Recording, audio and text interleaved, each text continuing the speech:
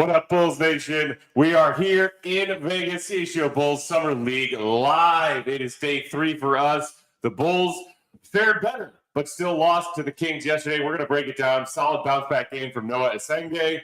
Plus, AK spoke during the broadcast, little interview with the broadcast crew. He had a lot of interesting things to say about Josh Giddey, Coby White, the future of this team, and the goals he is setting forth. We're breaking it all down with our friend Julia Poe of the Chicago Tribune next.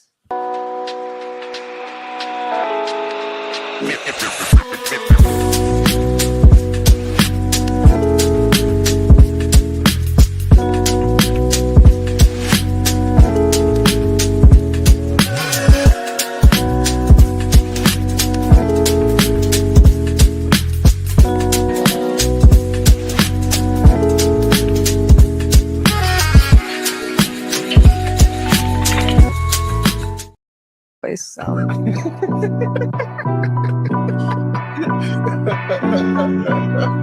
one can see me. What's going on, Bulls Nation? Welcome to CHGO Bulls Summer League Live, coming to you from the very hot desert. I'm Peck, Bulls_Peck. That is Big Day. BWL Sports. Will go Gottlieb on the end. Perfectly coiffed still, despite the heat. Will_Gottlieb. And joining us, the incomparable Bulls beat reporter for the Chicago Tribune. Subscribe to the Trib so you can read all of her great reporting. Follow her at by Julia Poe. Our friend Julia Poe joining us in the building. Making the trek up the strip to come to our little bunker here in the desert. Welcome to our humble digs. How are you feeling? I'm doing great. It was wonderful to have Will have to come out and like open the gate to your compound. We have a full soccer field in front of our. We don't let any riffraff in here. Absolutely not. No, And yet somehow I'm here. So. And you are. This is our queen of the controls, Katie Duffy, sitting on the side couch. Our queen of the social media, Emma, also rocking. She's got the leftover pizza ready to go. All right, so day 3 for us here in Vegas. The Bulls 0-2 so far, but after a 44-point blowout loss in Game 1, a solid response that Billy Donovan III talked about after that ugly one. We got to wear this. They did, and Modest gets the day off, so more focus, of course, on their 12th overall pick, the rookie Noa Essengue, who had a rough first outing. But Big Dave, a near double-double in the first half. He finishes the first half with 10 and 9. Unfortunately, of course, left in the second half with that quad contusion. Doesn't sound too serious. But we sat here yesterday and said, woof, we thought Noah was going to be a project. Looks like an even bigger project. But how do you feel like he responded after that? I mean, it's why I said yesterday I was giving him grace, you know what I'm saying, after that first game. Like, it was a horrible game, obviously, but it's your very first one in the Summer League, playing against NBA talent.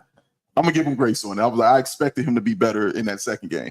He was much, much, much better in that second game. Just the aggression that he played with. I love it. The rebounding lets you know the aggression that he played with, because he immediately had 6 rebounds in the first quarter. He had 4.6 rebounds and a block in the first quarter. Like, he was out there to perform. I like that he has a shooter's mind, in a sense that it doesn't matter if he hits it, airballs it, bricks it. He's on to the next one. You know what I mean? And he's like, fine, okay, it missed it. I'll do it again next time. And I really like that. You know, that's a great thing to have at such a young age where it doesn't bother you. But, man, he really showed out again for me defensively, you know what I'm saying, just as far as how he does. I'm watching his feet, you know what I'm saying, and how he defends up the floor. That is literally how you teach it. And he's just really good at it. And, yeah, the offense was just much better. It was really sad that, you know, he got that little injury, but glad to hear it was nothing super serious. But, no, it was good. And we needed to see that. Bulls fans honestly needed to see that. Yeah, Julie, what did you think about just not only his game yesterday, but the contrast from the first game where everything was like moving really fast and just didn't really feel like he had, I don't want to say he wasn't playing with effort, but it's just the impact. And Billy talks about like feeling him on the court. It didn't feel like that was there in that first game. Yeah, I think that first Summer League games are always a great kind of like test of just the physical profile of a player, because all of these guys are young, but there's young and then there's like young. There's young and then there's children. Yeah. And I mean, like with Noah, just with his age, even that difference between, I think it's like a 9-month difference of how old he is right now versus how old Matas was in the same position. That's a lot of time. And so I just think it's not surprising that he came in there and he looked like his hands and feet are still a little bit big for his body, and he didn't know where things were going, and he looked a little overwhelmed, and he even said that he was like very surprised by the physicality afterwards. So I think game one, not surprising to me at all. Game two, I was I think like moderately pleased with how much he improved everything that he could control, because like the shot is not going to get better in summer league.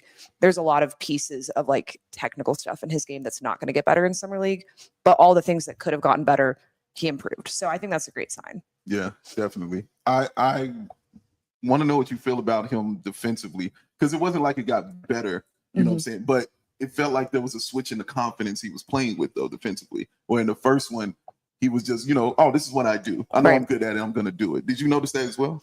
Yeah, I don't even know if it was confidence. I just felt like he was speeding up how quickly he was able to read things. I think he was just not even a step slow. I think that things were happening to him in that first game in a way that they were starting to happen a little bit more like in concert with him in the second game. I just did not think that he looked like he had to be reactive. He seemed to be able to actually tell, oh, if this screener is coming, I have to do X, Y, Z, rather than letting himself get like hit by a body and then go, oh my God, I got hit. Okay, now I have to go somewhere. So that's just summer league. It's why this is so much like it's not great basketball all the time, but it's very informative basketball if you kind of watch those growth patterns from game one to game two. So yeah, I was encouraged by that as well. Sure. What's your sense of like how much, just talking to like Billy Donovan III and Noah and Modest and some of the players that we've been able to interview, like what's your sense of how much stock they are putting into their performances here? Because I think for us, it's like we can look at the things big picture and be like, okay, we're seeing progress here, or like he is this amount ready to play basketball compared to what we thought. But like obviously the terrible game one is not going to determine his entire career, and we saw improvement. But like how much do you get the sense that they are putting stock into the big picture as opposed to just the outcome of a specific game or play?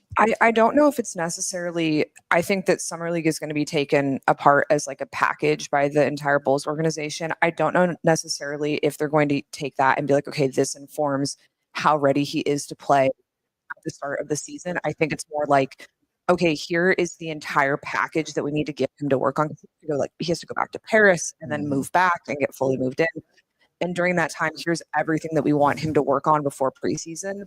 And then how he improves from the end of summer league to the start of preseason is going to start informing, okay, like he has to go to Windy City for the first month versus we're going to keep him around and have him like travel with the first team.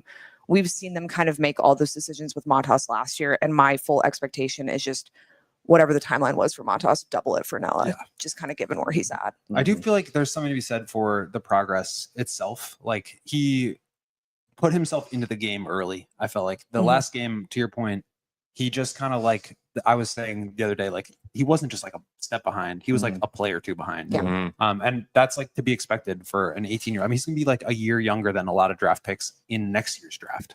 So I am giving him plenty of time with that, but like the fact that there was progress, the fact that we saw him be productive in a professional German league, I do think that there's some positive signs there. And just the pace of the game and the speed of the game and the physicality of the game, I think that's just an adjustment period. But Dave and I were talking about the quote you just brought up about him being a little bit surprised by the physicality of the game. What did you make of that? Just hearing him say that? Because it's rare that like players kind of admit that. For real. Yeah, absolutely. I think so. Part of the thing with Noah, just with talking with him, with a couple of the one-on-ones that I've had with him early, is that the slight language barrier does sometimes mean that you have to take like the actual words that he uses with a grain of salt, because he's actively translating in his head from French. So that is part of it. But I know I'm not really that surprised by it. I think that is the approach that he's going to take to articulating all of his thoughts and feelings. I think kind of through this rookie season, Matas was very much like, I'm not afraid of anyone.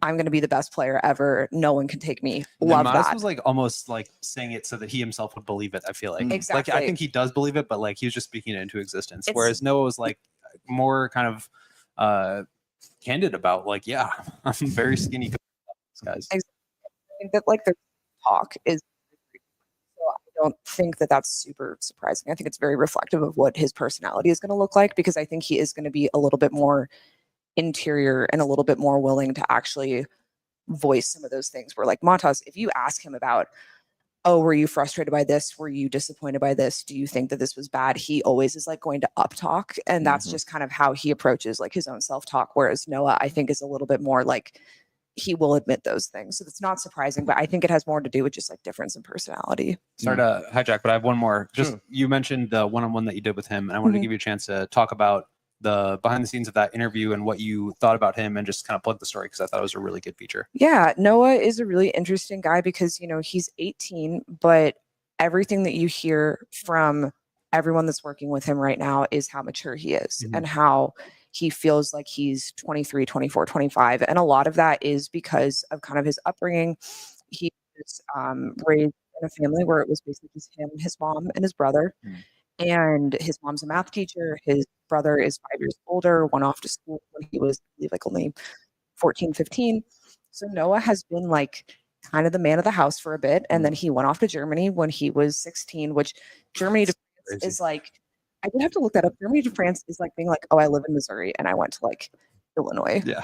So it's not like Europe quite is the same small. thing, Right. but it is still, you know, he went somewhere else. He went away for 2 years. He was like cooking for himself and taking care of himself. And this is a guy who really does kind of, I think for a lot of Americans, it's very easy to be like, oh, he's from Paris. Like, ooh la la, look at this guy. He's gonna be like so bougie. And he's actually like, yeah, exactly. But he actually really does not have like that kind of background. And this is someone who is really seeing this as an opportunity to like, he wants to retire his mom. He wants to elevate his family out of the level of discomfort that they had growing up. And so I think, again, I think At an age sometimes where like my mom is still dropping me off at high school. Like he's going to play professional basketball in Germany. I So don't want Exactly. any vegetables. Yeah. Yeah. exactly. And no, he's, you know, he's cooking for himself. He's a guy that like, he likes to draw in his free time. He designed his own forearm tattoo. He's like a very like artistic, like I said, kind of like interior guy. So it's a little bit of a different maybe vibe than some other players that have been drafted by the team recently. yeah, Julia's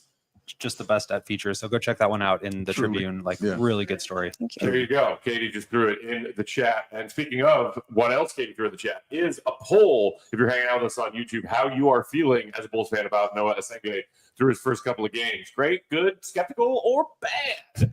No shame. However you cast your vote. Shout out to everybody hanging out with us. Hit that like button if you're there. Make sure you're also subscribed to CHGO Sports YouTube channel. Matty Legend, one of our regulars, said he was impressed with the aggressiveness of Noah's rebounding.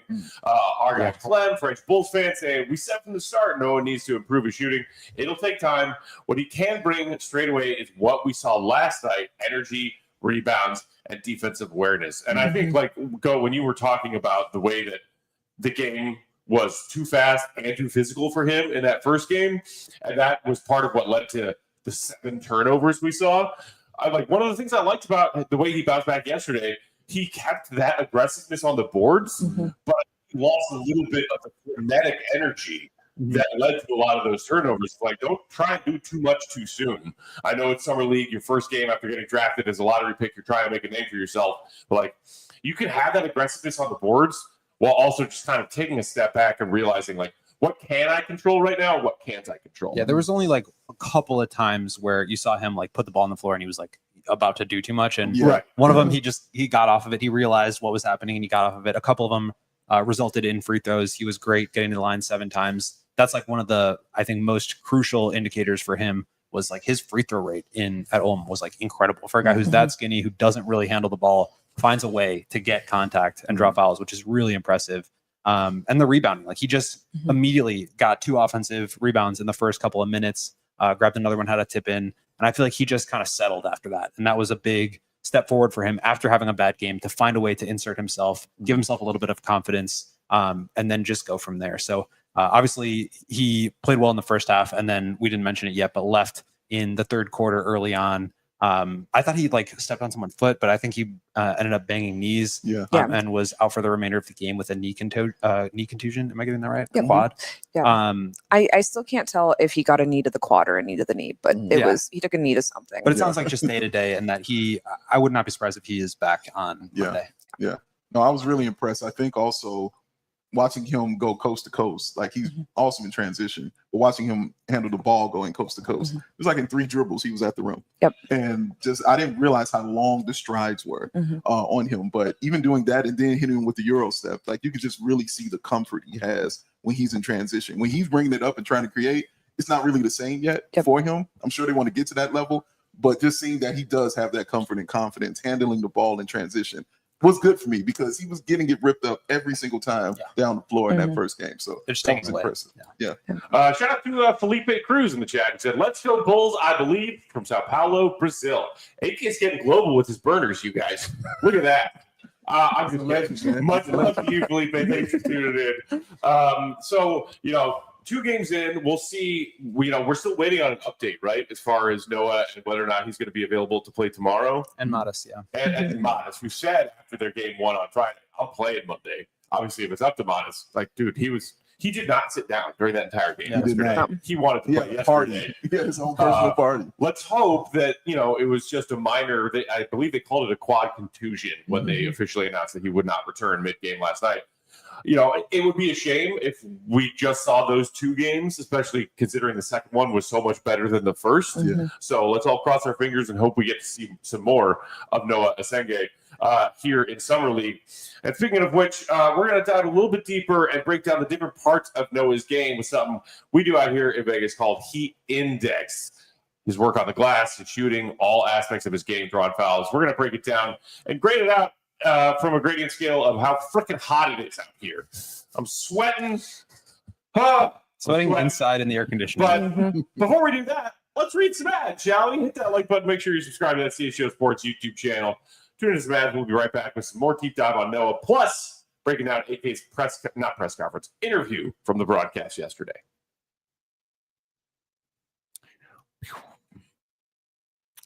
Today's show brought to you by Sunnyside Cannabis Dispensary, your home for judgment-free cannabis shopping, a place where all kinds of visitors are welcome to explore, discover, and purchase a wide array of high-quality products. It's your one-stop shop for all of your cannabis needs because Sunnyside has an expertly curated menu with over 100 different strains to choose from. That's right, I said 100. Plus, they offer easy online ordering and in-store pickup. Get in, get out, get on with your day and your summer vibes. Even if you're a pro, they've got you covered. Again, 100 strains on their menu, new ones added on a daily basis, and an expertly curated menu from their staff. Check out the Wellness Advisor Staff Picks collection.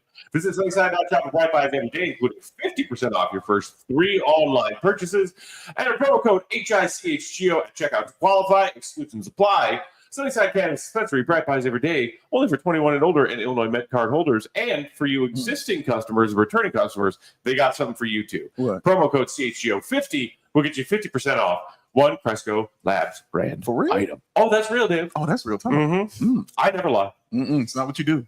Empire Today. Guess what? Floors. Floors. No matter what. There's some rules in life, guys. All right, just a few. Don't ever touch the quaff and read everything that he does.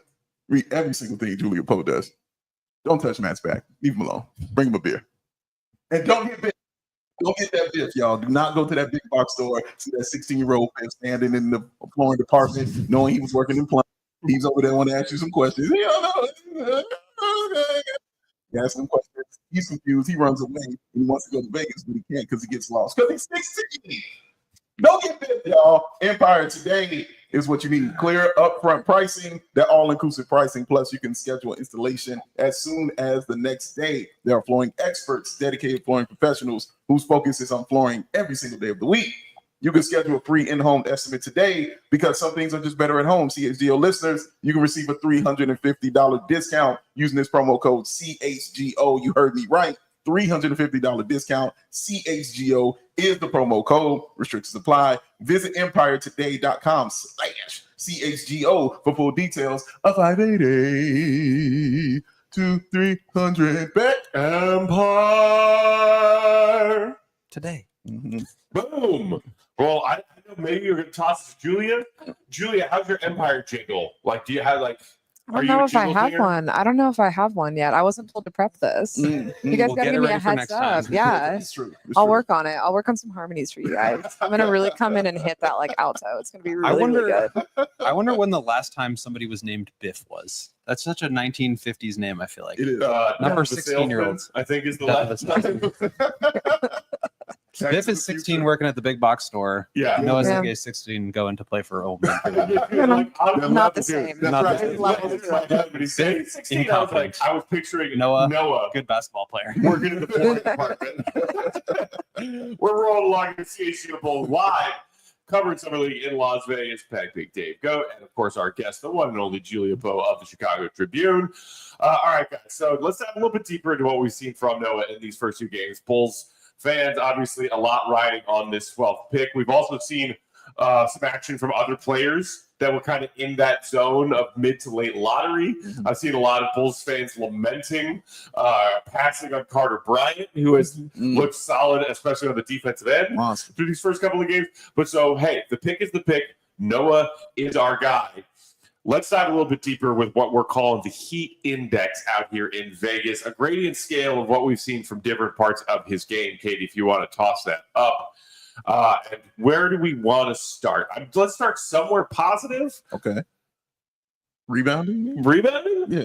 I mean, he did have a double-double yesterday, and 4 of his 6 rebounds came on the offensive glass. Yeah. Honestly, I think the best thing I've seen Noah do offensively through these first 2 games was that offensive rebound and step through putback he had yesterday. It was just like really strong, like positioning on the offensive glass and using his length to snare that rebound away from the defender. I can't remember who it was, but who was doing his best to box Noah out.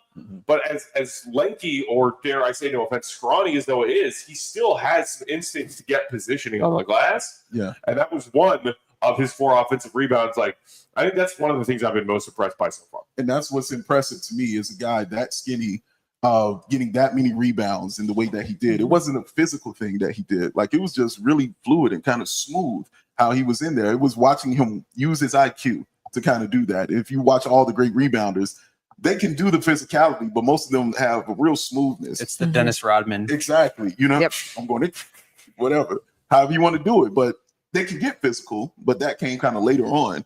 But you have to have that mental for it. And his IQ, you know what I'm saying, knowing what the ball was going, and then knowing when to cut inside to get that rebound. Like, he made his presence felt, kind of doing it that way. And to do it all in the first quarter. And I thought that was really impressive. When I looked up at the board, I was like, wait, 6 rebounds? That's for real? In 1 quarter? Like, it was just really impressive to see him do that, knowing the work that he was doing on the defensive end as well. And I think, like, obviously the 10 rebounds is a big number, right? Like, that's, if you are anybody getting 10 rebounds in a game, that's a good sign. But he did it in 19 minutes. Yeah. Like, he left the game early in the 3rd quarter. And I just don't think you fall into that many rebounds. Like, he really was fighting for it. I do think he has kind of a knack for the ball in terms of understanding where he needs to be and uses length well. And yeah, I mean, if you extrapolate this out to 36 minutes, it's like 17, 18 rebounds in a game. Like, I think that can be a real strength of his, especially on the offensive glass. Like, the Bulls have kind of prioritized that basically every other year. Years ago, Andre Drummond was all the offensive glass. It was like a big part of the Bulls offense because they needed to get extra possessions to try to make up for the fact that they weren't shooting any threes. Last year, just with the transition, it wasn't as high of a priority because they needed to get back in transition defense because that was a real weakness of theirs. But I don't know. I feel like with Noah out there, they have an opportunity to turn that back into a strength. And you saw just 4 offensive rebounds in 19 minutes is like really impressive for that kind of a player, especially somebody who is so, like, I mean, even he was saying overwhelmed physically by the quality of the opponent.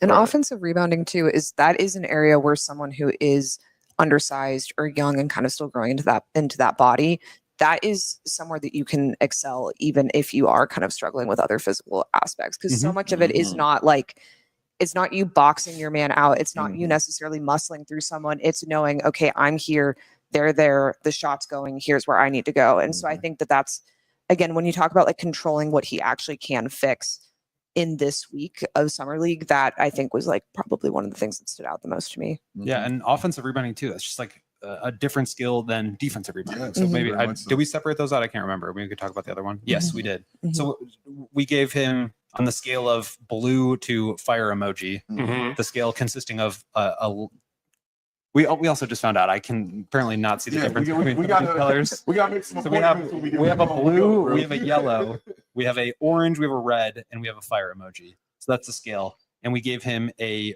red, so 4 out of 5, on the offensive rebounding and a 3 out of 5, right? Can I see that correctly? Mhm. Yep. On the defensive rebounding. The offensive rebounding to me is, again, different skills, but like those are like aggressive plays. You have to go out and make the plays. But even with the defensive rebounding, it wasn't those like, I mean, years ago, Russell Westbrook was getting criticized for like the team just letting him get the rebound so that he could push the break. Right. It wasn't that. He was getting up, he was chasing them down. And I feel like it was almost as if he was, implementing some of that offensive rebounding skill into the defensive side, which I think is pretty impressive. So on, similar lines to the defensive rebounding, let's now talk about the rim protection, which was another one of the stronger grades that we gave Noah through his first 2 games. Another red basketball. We've seen a couple of blocks from Noah so far that have been the chase down block. chase down yesterday was awesome. Was like really impressive. Shout out to our guy RG, DMVR videographer. He was there shooting some stuff for the Bulls game yesterday. He had a great slow shot of that block, and you see the reaction time and the length of Noah when he made that block. And they're like, okay, AK clearly has a type, and we're going to talk about that a little bit later when we break down AK's in-game interview. But like, when you see him be able to make defensive plays around the rim like that, as a Bulls fan, it's encouraging because we have been lamenting a lack of rim protection here for how many years now? Oh, it's been 83 years. 84.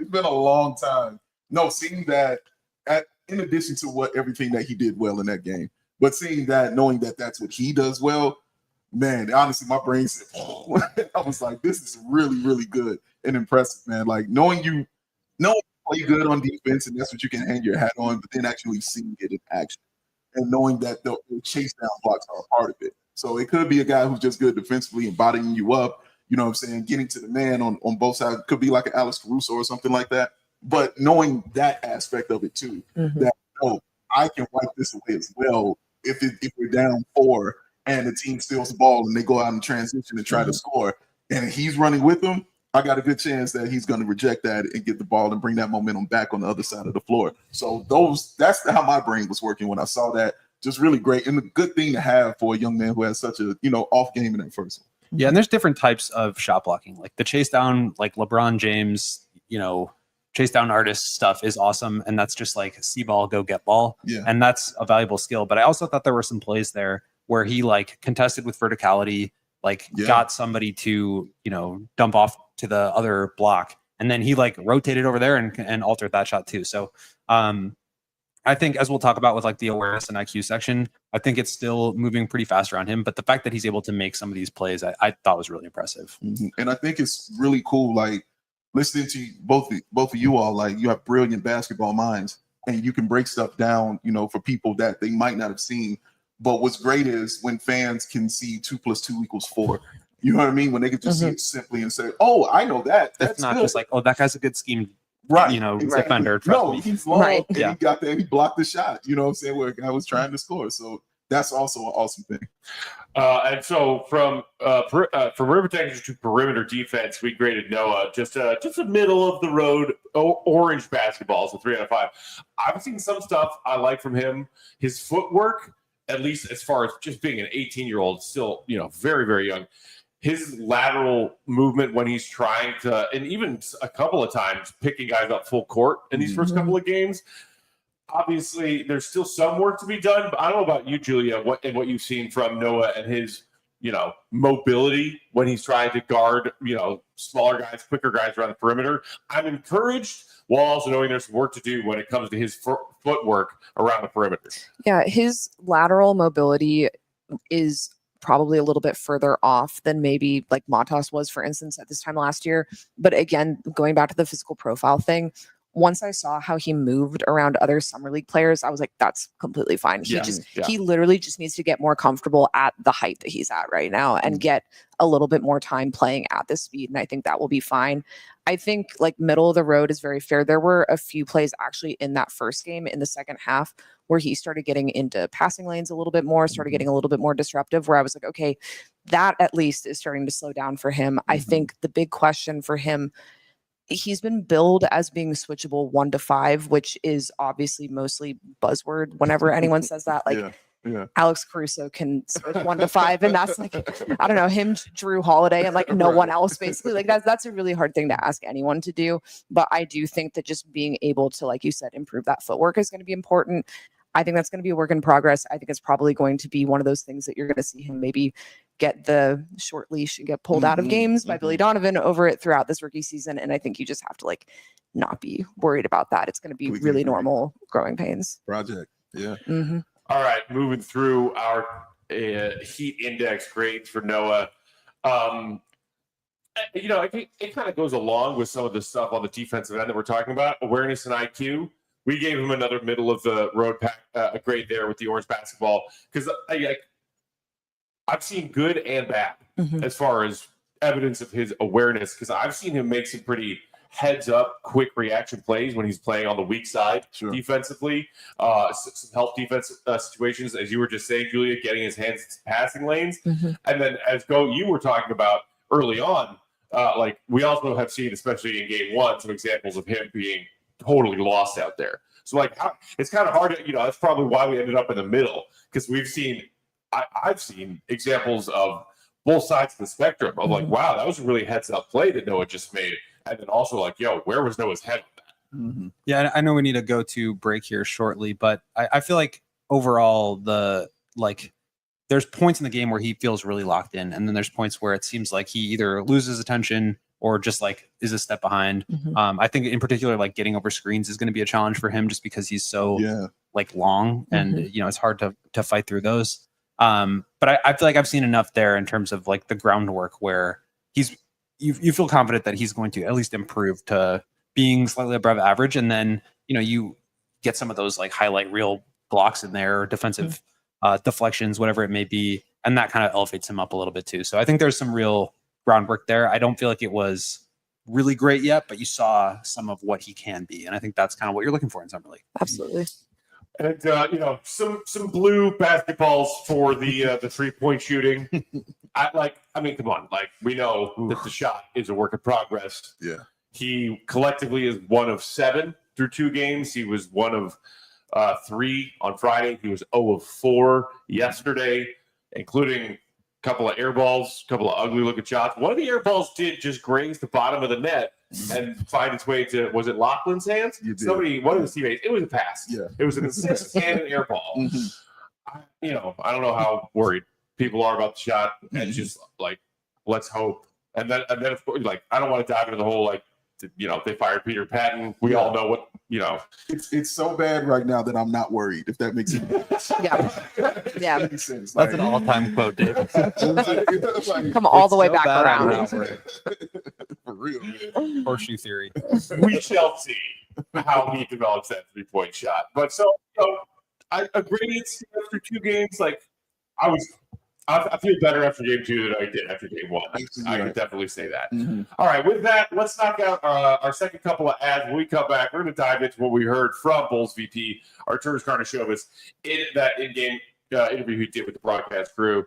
We are hanging out here, CHGO Bulls Summer League Live. Hit the like button, vote in the poll. Make sure you subscribe to the CHGO Sports YouTube channel while we read some ads. Today's show brought to you by Mando. It is hot in Vegas.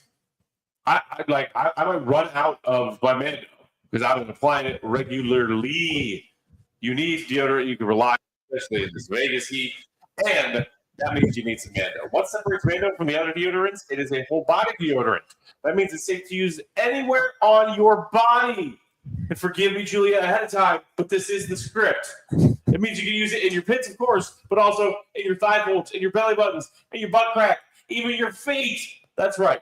It was created by a doctor who saw firsthand how normal VO was being misdiagnosed and mistreated. So Mando is clinically proven to control body odor better than shower with soap alone. Ugly facts, gentlemen. Okay. 12 hours after a shower, the average man's grundle odor level is a 5 out of 10. Oh, it's 5. Nobody's looking for that. In Vegas, make that 7 or 8. It's so bad. It's so bad, guys. I'm just not worried about it. Good callback, Coach. Mando, if you're rocking with Mando, the average grundle odor level is a 0 out of 10.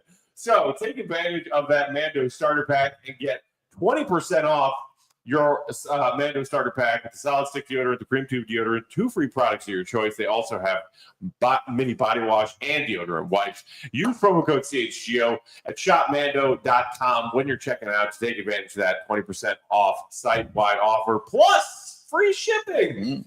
Please support CHGO Bulls.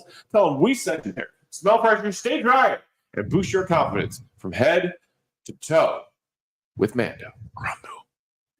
You know, making money moves should be just like Julia Poe, ladies and gentlemen. Should be simple, should be very smooth, just like Cash App. And that's why they exist. There's no extra hoops to jump through. There's no extra stress. There are no woozies. And for the love of the quaff of the goat in Vegas, there are no wazies at all, ladies and gentlemen. We don't do wazies. Not around this way. For a limited time only, new Cash App users can use our exclusive code and get some additional cash. Seriously, it's no catch. Just download Cash App and sign right on up. Use this code right here, CHGO Bulls, in your profile. Send $5 to a friend within 14 days, and you'll get $10 dropped right into your account. Bang! Terms apply. Oh, that's money. That's Cash App. Rolling along CHGO Bulls Summer League live, hanging out in the desert. Our friend Julia Poe of the Chicago Tribune on that Bulls beat joining us here. And what we have next is what we call Taking the Temp.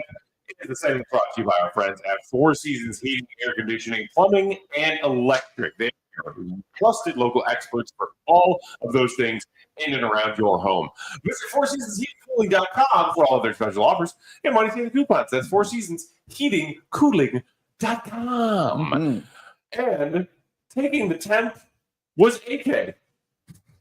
They were taking the temp on what AK and the Bulls are up to, and he was taking the temp on, how things are going, how things are vibing here in Summer League. Not sure the thermometer works. Tap, tap, tap on Still the not sure thermometer. what the temperature is. It's hot, it's cold. I don't know what's going on.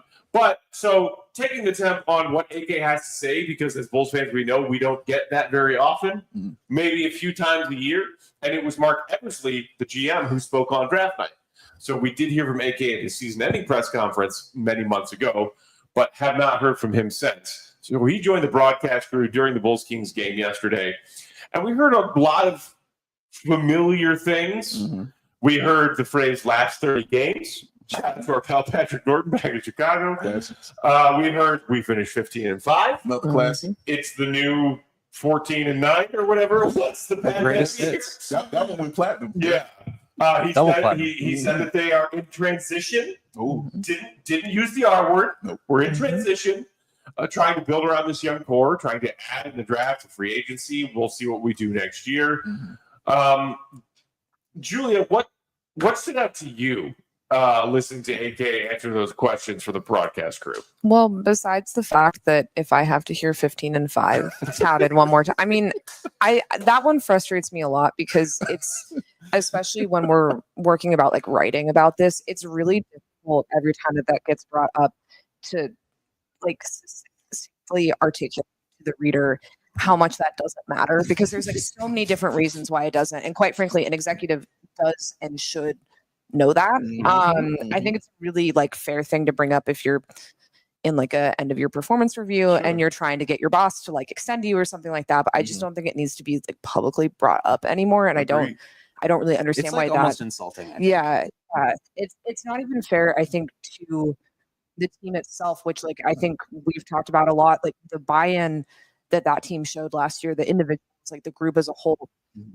It was like impressive that they were able to stay that locked in for that late, and they were asked to do some kind of crazy stuff. Great. It just doesn't inform what they're doing moving forward anymore. And so I think a couple of things stuck out to me. The main thing that I kind of am still struggling with in this offseason is defining what they think their young core is. Because I know that like Arturas, Billy, anyone working with the team always talks about it's kind of like Josh and Coby. And I've talked to Will about this before of like, I don't understand what the path forward is if you think that is what you're building around, just with where we know they're going price wise and where they're kind of at talent wise, where both of them are. I think we both think incredibly highly of Coby. I think Josh showed a lot last season. They're still supplemental like centerpiece players. They're not. I know I've been told by people within the Bulls front office that they have never seen Coby as being someone that they would build with like in terms of building like around him. That's one that you build with, not around. Correct. And so I don't really understand how you can say that and know that, and then still publicly your kind of like dialogue is always just being like, oh, we're building around these players that we have publicly and privately said, but those aren't players that you build around. So it's like, okay, what are we doing then? Where are we going then if you are kind of like always saying multiple things that are in contradiction with one another? And you know, bringing up Coby and the way that he talks about him like that, Katie, I'm not sure if you have that perhaps we get the quote exactly right.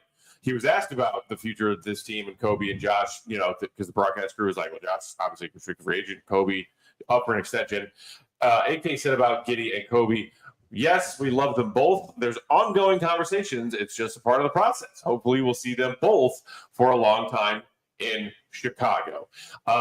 So look, Coby was sitting there courtside yesterday, as well as their game on Friday. Josh Giddey, who based on people's social media sleuthing, is in Las Vegas, has not been there repping with his teammates, cheering on the young Summer League Bulls squad, and people are kind of speculating as to why that might be, as Giddey and the Bulls have yet to come to terms. And Coby White, we all know, is due more money than an extension on his current deal. So when AK talks about it like that, it's like, okay, is this AK being coy, or is it him just really... Sometimes he does speak exactly what he means, right? Which can be frustrating in its own way to Bulls fans. But maybe the plan is we're going to come to terms with Josh at some point soon, and then it's Coby's turn to get paid, and that's our backcourt. Like, what do you make of that? If that is what he's trying to say. I mean, I think first, I think the like courtside attendance part of it is very awkward for these guys. Josh is in active contract negotiations. He's not going to hang out courtside like of a Bulls game. We know that Coby obviously like organized that LA workout, which Josh was at. I don't think that there is necessarily any awkwardness within that group, but it's just, this is a weird part of the year for all of them. That being said, I think the dynamic that you're describing is interesting, because when you look at kind of what I think everyone has heard about what the Bulls are prioritizing this offseason, they're trying to get Josh re-signed, and they have been open to at least hearing out offers on Coby. And I think that I've talked about this extensively. The way that the Bulls move with Coby is very interesting to me, because at this point, that is the centerpiece of your team in terms of the locker room. And you don't always need to make like decisions based off of that, especially when you're not good. Like, I don't think heart of the locker room matters as much when your team that's not competitive. But Coby's the guy that's organizing all of the offseason training sessions. He's the guy that's getting everyone together on the sidelines of games. He's going to be at the majority of these summer league games. He does all of those things. He's been moved around positionally every single year for years now. And at the end of the day, he is still like very visibly not their priority, even if Arturas says we love them both. Like, there is a tier 1 and tier 2 in terms of who they're prioritizing there. And so I think it just feels a little bit disingenuous the way that, and again, that's contract negotiations. I'm not saying that that's like bad. That is just the business that everyone's in. But I think it's a little disingenuous to be like, oh yeah, we love both of them, but we're really trying to get one of them back. And the other one is not like, we're picking up the phone if people call about him, you know, like, it's just. And it's so interesting because we've seen this story play out. This is exactly what happened with Zach LaVine. It was, we really like him. He's going to be part of our core. We're bringing in players that he can supplement with DeMar and Caruso and Vooch, and he's going to be a big piece of that. We're going to give him a max contract. And then day one, they're going to start shopping him. And it's like, are you going to just end up doing that same thing with Coby because you don't get a good offer that you feel really compelled about? So if we just sign him, we'll know at least he's extended, at least he's got a longer contract, and that will make him more tradable. But will it? We've seen the market for these smaller guards. I mean, Cole Anthony just got bought out. I think Kobe's a better player than that, but like they didn't want him there because they would rather renegotiate and extend Jaren Jackson's contract. We saw Jordan Clarkson get bought out. We saw CJ McCollum and Jordan Poole just get swapped for one another. Nobody really is excited about building around these score first guards. And I think Kobe's got an advantage in terms of his size. He's not 6 feet tall. He's not as much of a defensive target. And we saw him really excel. I'm not like trying to take away anything from Coby. But it's just hard to build that way, especially when you've got another defensive liability in the backcourt. Building around two defensive negative players is a very challenging thing to do. And so I wonder long-term how that works, but also just like reading the tea leaves of how the cap is working, what the league is looking like. I just don't see a really good option out there for them to get excess value for Coby. And I don't see them making a trade in which they're not getting excess value. They just haven't been willing to do that. As far as Josh, like, I'm a little surprised it hasn't happened yet. again, there's no other options out there for him. And so I imagine what's happened here is that the Bulls have made an offer. Josh Giddey's holding firm at what he wants, and it's kind of a standoff. And I don't really know like if or when he's going to come down from that, or if the Bulls are going to come up from that. There doesn't seem to be any reason to if you're the Bulls, because you're under no threat of another team swooping in. Right, exactly. We saw, we didn't mention talking about this, but like Jake Fisher yesterday, who was at the game, tweeted something kind of interesting that, I don't know, maybe we can just briefly hit on here, but he tweeted, Josh Giddey is in Las Vegas, but has noticeably been absent from both Bulls games at Summer League. Several veterans just sat courtside here. Certainly seems like an indication that negotiations between the point guard and Chicago are not trending in an amicable direction. I felt like that was pretty strong. I feel like there's nothing, at least from what I've heard, like strong as in like a long leap of speculation to make. Strong in the sense that like amicable things not being amicable doesn't sound right to me based on what I've seen. I think it's just like Josh knows this is his chance to get paid, and he's trying to get paid, understandably. And the Bulls are trying to get a good deal on a guy that they still want to keep around. Like I don't feel like Arturas was lying when he said we want Josh to be here. I think it's just a matter of what the number is. And I don't think there's anything wrong with having those negotiations, as we've talked about. I think they're playing it the right way. So I imagine something will get done. I don't know when that will be. But I'm also not ruling out the qualifying offer. I really do think I mean, Josh is really seeming to want to bet on himself, and it's hard to blame him. He played incredibly well. Still ready for that victory lap. All right, so there was a lot to get to in this AK interview, so let's move forward. I know you also want to touch on this. Go, Dave, I'm curious what you think about this, because we've talked a lot about these young guys that AK's drafted.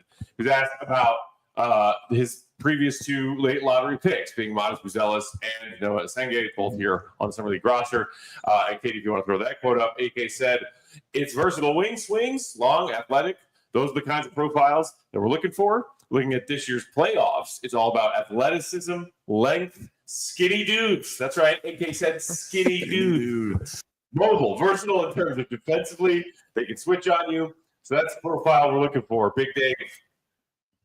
AK has a type. He's got a type, yeah, and he's showing you what his type is. I mean, he's telling you exactly. There's two of them in the picture on the cover. It's kind of what they just said. Like sometimes he'll insult you with something a little bit, but then a lot of times he really means exactly what he says, and he'll do it. Like, and you don't know which side to go on. It's really Dr. Jekyll and Mr. Hyde. You don't know which side to kind of go on with him. But in this instance, he's 100% accurate in what he's saying he wants and what he wants this team to be. And, you know, I don't think it's a problem with that. You know, having the type that he has, that is kind of where the league is kind of trending, you know, with these kind of players, getting them very young, you know what I mean, developing them. I mean, these are all great things. Modest isn't, I don't think he's 20 years old yet, or if he is, he just got there. And we already know how young Essengue is. I believe the second youngest in the draft behind Cooper Flagg. Yep. So he is 20, but. So yeah, these guys, you know, still can't get in the club. You know, without an ID, you know, still can't rent a car. So they're very young. So yes, he has that type. I don't mind that kind of type. It's great to have, you know what I'm saying, that kind of athleticism, that kind of length, because you want that switchability. That's another word AK loves to throw out. So I don't mind him having that type. I think all the other issues is we see like stuff is on fire and he's like, no, I'm warming the village. It's like, no, bro, like we're not blind to those kind of things. But when he talks about what he wants and the players he gets on his team and we actually see him do it, that's what I have that respect, you know what I'm saying, for people who tell me what it is, and that's what it is. And I like that kind of stuff. It's all that other stuff that we got issues with.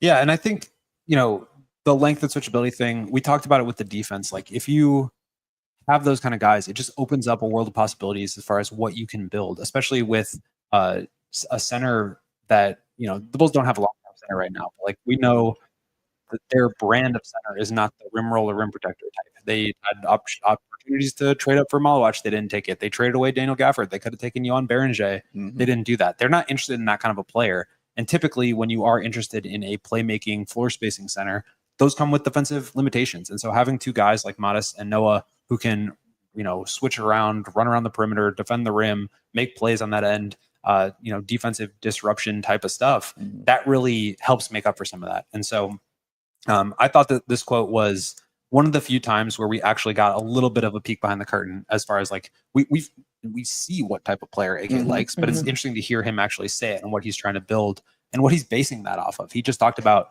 the playoffs and what he's seeing teams be successful with. I think that's like the kind of stuff that I wish AK said more of, because it gives, I think it gives people more faith in him that he has at least some idea of like what he's trying to attempt. And it's going, like, they don't want to say rebuild. They don't want to say retool. They say transition. They're in a process of changing up their roster, whatever you want to call that, however you want to term that. It's going to take some time, and they don't have to get everything right away. But I think it's important for this front office to give the fans a sense of, we are building towards something. We don't necessarily have like the details of the picture painted yet, but there is an outline that we're working towards. And this is really the first time that we've heard him say like a player that he likes or a style of play that he is after, other than, you know, we changed our shot profile. We want to shoot more threes. We want to establish an identity. All those buzzwords are like, fine, I expect him to say that stuff. But this is the kind of stuff where it's like, okay, there's like at least something that they're building a little bit towards. I don't think it necessarily explains everything, but it's a nugget. Yeah. It's a nugget. All right, last one that we wanted to get to from AK, and this one we could probably talk about for hours because there's a lot to unpack and scrutinize. Speaking of what exactly AK is trying to build towards, Goat, he was asked by the broadcast team, what's your goal for this upcoming season? Uh-oh. You ready for this? Come on. You ready for this? Uh-huh. I hate every word of this. Quote, to get better, fit out of the gate. Last year, we were predicted to win 29. We won 30. Great flex there.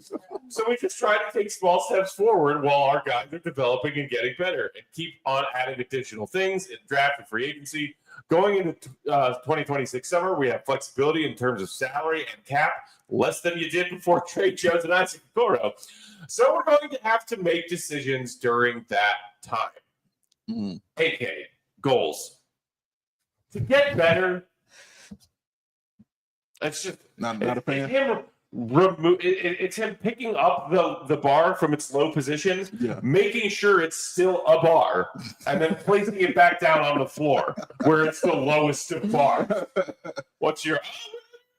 I'm just working on myself right now. Yeah, you know, we're all working on ourselves here in Summer League. We're trying to get better. They're getting out of a long breakup. They're just trying to and 5, 9, or 10 wiry, lanky guys with athleticism to make a good team that'll lose in the playing tournament. Those are our goals. Julia, what's your take on this? Because I feel like we've talked about it a lot, and we can all rehash. But like, I feel like I haven't really heard what your stance is on just this approach. Obviously, he said a similar thing after the season. What's your take on all of this? Yeah, I mean, the 29 versus 39 thing is, again, we know for a fact that they are getting media training to not say things like that. So the fact that they're still going on TV and saying things like that is very frustrating. I'll leave it at that. Like, I don't know what else to do with that. But I think go to class. Yeah, I don't know. But I think something that's interesting to me is the 2026 target. Again, when you talk about like us actually getting little pieces of information out of the front office, I think it's interesting that we are actually getting at least a few of these little markers of like, this is the type of player that we're looking at. This is the timeline that we're looking at. I don't really know what they think is going to be that much more special in 2026, especially given the fact, again, I know they talk about the cap flexibility, but you're about to lock in with Josh Giddey. You've got decisions to make with Coby White. If they're actually going to follow through with the steps that they say they're going to in terms of committing to this young core, which again is a bunch of younger guys that they really do not feel, outside of maybe Matas, they really do not feel like are going to hit that big star. I just don't necessarily feel like I understand why they think this is going to be that different, which is interesting to me. I know obviously where some of the numbers come down. I know that obviously being able to like get off the books one way or another is going to be helpful, but I just don't get what they think is going to be that different if they keep locking in with these like mid-level in terms of their actual youth, mid-level in terms of their abilities with these younger guys that aren't necessarily like big swing, high level young stars that maybe you can actually start trying to build something around. And then you hear like we want to build a team with 9 or 10 good players, and you think like, okay, maybe you give him some of the benefit of doubt that like included in one of those 9 to 10 good players is a star player. Right. But then you see like the way that they're building, and you just like do the cap math, and it's not there. Like I've written about this before. I'll do more deep dives on it. We have a couple more minutes here. I don't want to get too deep into the numbers, but like there isn't money for them to be able to sign a max player, especially if you want to have like a full roster. And you talked about Vooch. I think they have like 84 million coming off the books next year, 82.7 million coming off the books next year. That's great. That's a lot of money, but you still have to re-sign guys. Right. You still have to fill the roster. You want to keep Coby and you want to keep Io and you want to keep Giddey. You want to pay all these guys. You just bring in Okoro, whose money goes into the following year. You bring Trey Jones back, who has the player option or the team option in year 3, but that doesn't help you in year 2 when you need cap space. The money for them to sign a max player is not there. And that's with 7 or 8 players on the roster. Like you still need to fill out the roster, including a starting center, which if Vooch and Zach Collins are gone, you don't have anybody. So you're up. So you have 39 million in cap space next year before you re-sign guys. And 39 million sounds like a lot of money. It's 20% of the cap. Yeah. Right. Max contract is 30% of the cap. Contract It's nowhere these close. days. Right. And so the idea that they're going to, that this 2026 cap space plan is going to result in something, I think is totally misguiding the fans of what actually will happen. I think that probably what they'll do is re-sign some of their own guys and try to kick the can down the road, or make some inbounds trade where they're sending out expiring contracts for a bigger number to help them bring in a player who's just making more money now and kind of use that as their version of free agency, which would be fine. But again, it's just like, yeah, you can make the big swing. Maybe you trade for, a disgruntled star player. You still got Giddey and Coby and like this core that, again, good players who have shown growth, but they just aren't ready to like win a championship, even if you add Giannis into the mix or whatever it is. Yeah. And that's what concerns me is even hearing him speak about his type and how they want to build, and with seeing how they want to build. It feels like if he just wants a name, sometimes. So it feels like going into next season, if a big name comes up and he's able to throw a bag at him and get him, damn what you're doing. Damn what your team is, And that's trying for to most build. teams. Like and if things Star becomes available, you get that. But I'm saying in this instance, I don't think it's a good thing, because in those instances that where you just get that name like that, it's teams that are close to something. You know what I mean? And this one, you're trying to build. You're continuing to say, yo, man, we're starting over. We're in transition. We're doing things like that. Well, you can't be in transition when you throw that joint in the neutral. You know what I mean? Like, you're going nowhere. You're starting over again. So you're going to ask Billy Donovan again, okay, yeah, change everything again. You know what I mean? Flip this office again to fit this star player and what this person does best.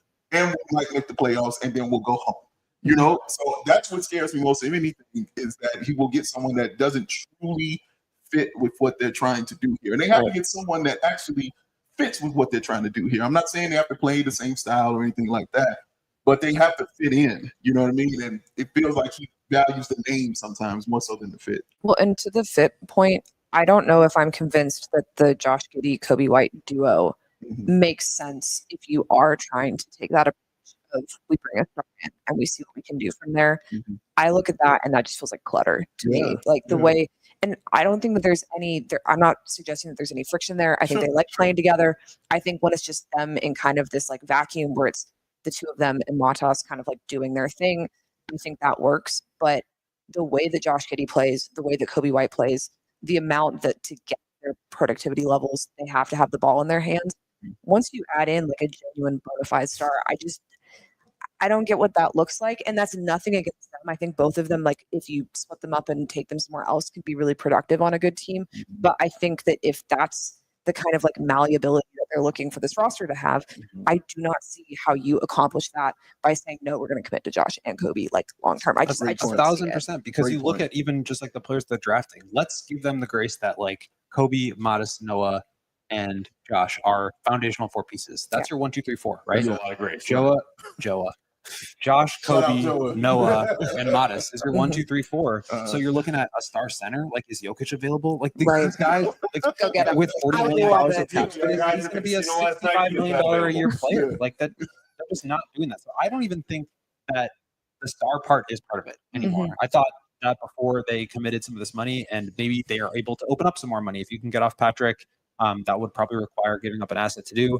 And you can just slide a star center in there. I think that's kind of a fallacy, but like that would be the pathway to doing this. And so I think it just speaks to, again, how much more work there is to do. But when you make 1 or 2 moves every offseason, just by the time you're even close to figuring out what that move is, you've got to pay the guys that are cheap. You've got to like recycle some of these roster moves. And the young core won't be young. AK's been, Right. Core won't be chirping about that 2026 cap flexibility. Like it's like I'm curious to see what they do with that. I just don't think it's going to be a star. Yeah.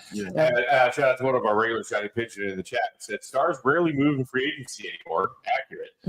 So why are we even hoping to get this cap space? Stars never come to Chicago either.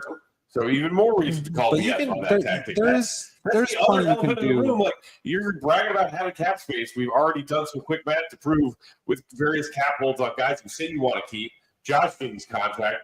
It's not even a max level contract amount of money. And even if it were, none of those big name free agents, the shrinking number that there are in the NBA these days, have ever shown evidence to pick Chicago or even like consider Chicago as one of their ideal destinations. Yeah, So I think there's like value in having cap space, even if you're not a team that can take in a max contract or be a player for that kind of a guy. It's useful to absorb money. You to can gain other do assets. inbounds trades. You can maybe trade for, like, if they sent out, Kevin Huerter and Zach Collins plus a couple of picks, that's $36 million. Could you get a $45 million player back, $50 million player back, help relieve that team of cap space, bring in a better talent? That way, I think that's kind of the path. It's just a matter of who's going to be available. And are Noah and Modest going to be ready to, kick things into acceleration mode when that time comes? Because there is a timer on this. Like, you do have to get some of these moves done before you start paying guys. Once you do that, like, the whole way you do it is by using their low cap holds to sign guys and then go over the salary cap to bring them back. And so once those guys are expensive and they're under contract, that cap space is taken up. And so it really is the summer for them to be able to make moves. And I wonder what their plan is, because I don't think it's going to be a star. So what is it? They do have to do something with that space. Speaking of timer on things, we are out of time for today's show. But Professional stuff. no fear, we are out of time because we have other things on our to-do list today. Some fun stuff up ahead. Keep an eye on our socials, CHGO_Bulls on the Twitter machine. Follow us on CHGO Sports Instagram page. Shout out Emma slaying with that leftover pizza on the couch. Living your best life. And then, of course, some of our fellow All-City teammates are escaping Vegas today. We are still here today, tomorrow for the Bulls game against the Pacers, Game 3. We are here through our departure on Tuesday. So we will have another show, full hour-long show tomorrow night for y'all after that Bulls-Pacers game. Time TBD, but as KD is showing you on the bottom of your screen there, around 8 p.m. Central Time when we're able to turn and burn after post-game media availability. So stay tuned for that one. And in the meantime, also shout out Diesel11 in the chat. He said, love when Julia Poe joins the squad. The insights always add another layer of perception. Could not agree more, Julia. Yeah. Great to see you as always. Thanks, we appreciate guys. when you join. Appreciate it. The one and only Julia Poe of the Chicago Tribune. Subscribe to the Trib. Read her great reporting, including that great profile she did on the Bulls' 12th overall pick, Rook Noa Essengue. Follow her on that Twitter machine at @Julia_Poe. Of course, the GOAT. Quaffed Will_Gottlieb. Read his stuff, allchgo.com. Become a diehard so you can read all of it. Big Dave is back. PWL Sports. Hanging out here in Vegas. I'm Bulls_Peck. We are CHGO_Bulls. Emma, Katie, Queens that are slaying, keeping us alive here in Vegas. Enjoy the rest of your day. We will talk to you tomorrow after Bulls versus Pacers. Hit that like on your way out. Do it for Katie. She will hunt you down. See where be good. Even in the heat. We all silly like the mayor.